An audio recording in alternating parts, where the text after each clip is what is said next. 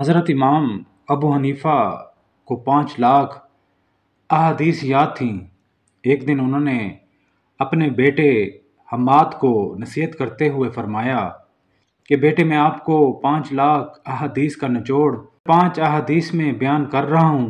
Number 1، نبی اکرم صلی اللہ علیہ وآلہ وسلم نے فرمایا، اعمال کا دار و مدار نیتوں پر ہے، اور انسان کے لیے وہی ہے جس کی اس نے نیت کی ہو۔ نمبر 2، نبی اکرم صلی اللہ علیہ وآلہ وسلم نے فرمایا، انسان کے اسلام کی خوبی یہ ہے کہ فضول چیزوں کو ترک کر دے۔ نمبر 3، نبی اکرم صلی اللہ علیہ وسلم نے فرمایا، تم مومن نہیں ہو سکتے جب تک اپنے مسلمان بھائی کے لیے وہ چیز پسند نہ کرو جو اپنے لیے کرتے ہو۔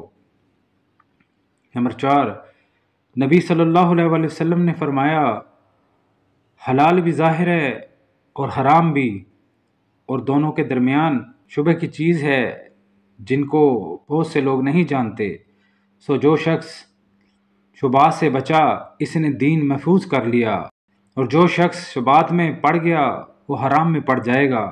جیسا کہ چرواہا اپنا ریوڑ کسی کھیت کی باڑ کے پاس لے جائے گا تو عنقریب ایسا ہوگا کہ اس کا ریوڑ کھیت میں بھی چرنے لگے گا۔ بلا شبہ ہر بادشاہ نے باڑ لگا دی ہے، اور اللہ کی باڑ حرام کردہ اشیاء ہیں۔ نمبر 5، نبی صلی اللہ علیہ وآلہ وسلم نے فرمایا، کامل مسلمان وہ ہے جس کے ہاتھ و زبان سے کسی مسلمان کو تکلیف نہ پہنچے۔ سبحان اللہ۔